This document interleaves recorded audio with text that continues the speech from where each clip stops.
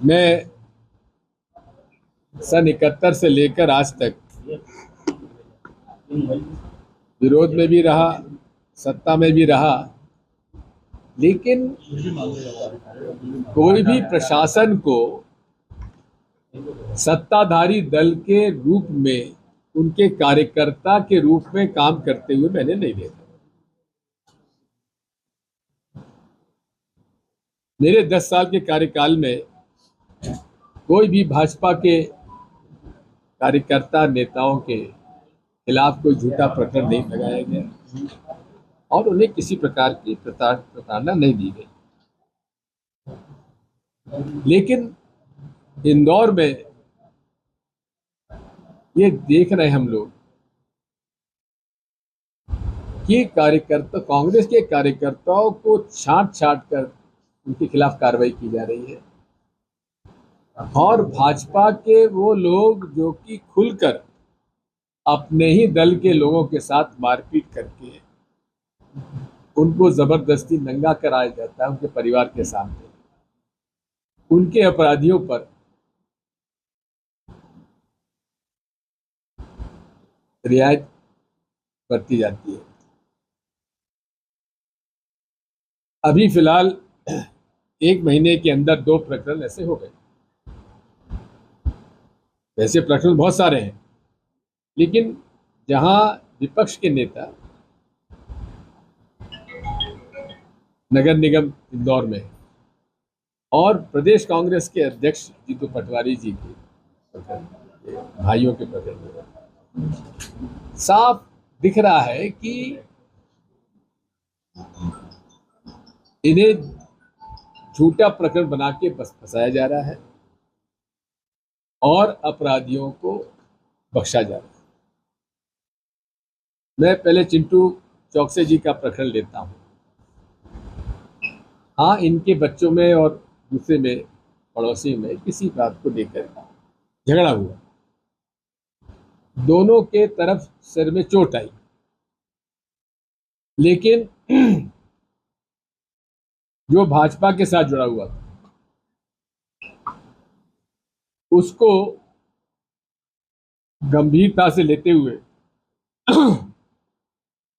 कांग्रेस के चिंटू चौकसे के परिवार के लोगों पर गंभीर मुकदमे दायर किए, उसको गिरफ्तारी की।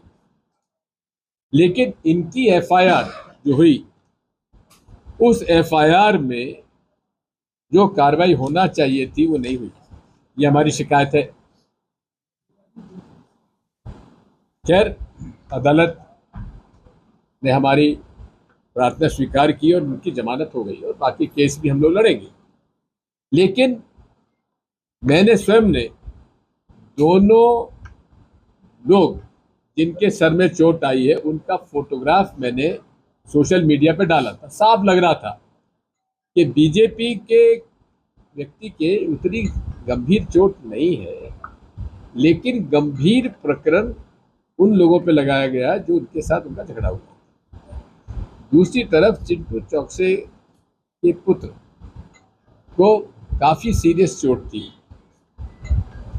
उसका फोटो भी मैंने लगाया और उस पर जिन लोगों ने घटना की उन पर साधारण केस लगाया, उनकी गिरफ्तारी भी नहीं हुई। अब आइए ये ग्वाला कॉलोनी का केस। ये केस मुझे थोड़ा सा इसलिए पहले मालूम है कि वर्ष 94 में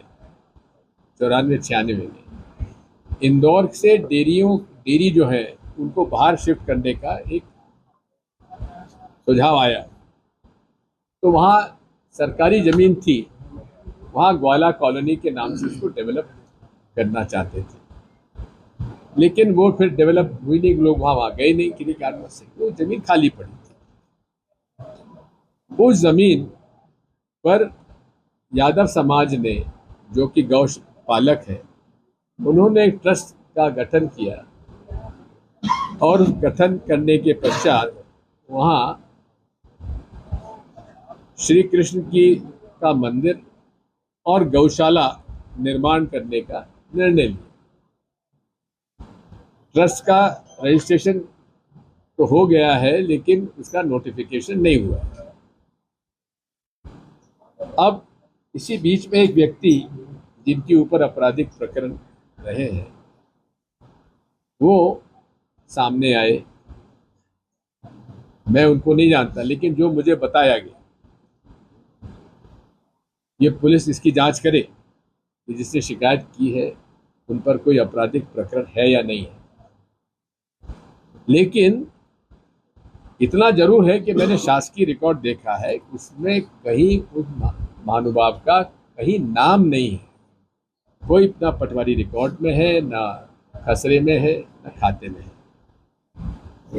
अब वो शिकायत करते हैं कि मुझे मार्च के आखिरी हफ्ते में 15-16 लोगों ने धौंस डपटी, पैसा मांगा और मेरे साथ मारपीट की,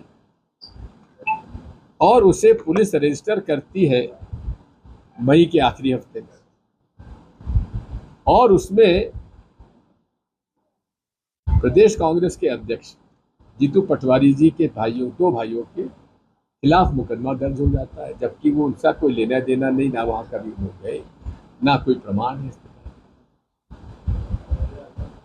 अब इस प्रकरण में क्योंकि जीतू पटवारी जी प्रदेश कांग्रेस के सक्रिय अध्यक्ष है और वे दृढ़ता से भाजपा के काले कारनामों को उजागर कर रहे हैं, तो उस बदनीति से ऐसा प्रतीत होता है, उस बदनीति से उनके भाइयों के झूठे प्रकरण बनाए गए, जिसमें सरकारी ज़मीन पे खुर्द-बुर्द करके वहाँ पर एक जो गौशाला के लिए आवंटित सरकारी भूमि थी, वो एक समाज विशेष का वहाँ पर एक ट्रस्ट बनाया जा रहा था, और वहाँ की जो ज़मीनें हैं उसमें से एक मुलजिम जो है वो लगातार सोशल मीडिया पर उसे लोगों को आवंटित भी कर रहा था, पैसे भी ले रहा था। और मेहता एक जो शिकायत करता है, उन्होंने शिकायत की है कि ये ज़मीन जो है वो होलकर्स के समय में उनके घर की प्रॉपर्टी थी, और जब उन्होंने आपत्ति व्यक्त की इन सारी उसमें, तो उनके साथ मारपीट, गाली गलौज जैसी घटना हुई, जिसको संज्ञान में लेते हुए संज्ञेय अपराध होने पे FIR दर्ज किया गया। हमसे जुड़े रहने के लिए हमारे YouTube चैनल को सब्सक्राइब करें और नई वीडियो की नोटिफिकेशन के लिए बेल आइकॉन को दबाएं। अगर आप ये वीडियो Facebook पर देख रहे हैं तो लाइक जरूर करें और ज्यादा से ज्यादा शेयर करें। धन्यवाद।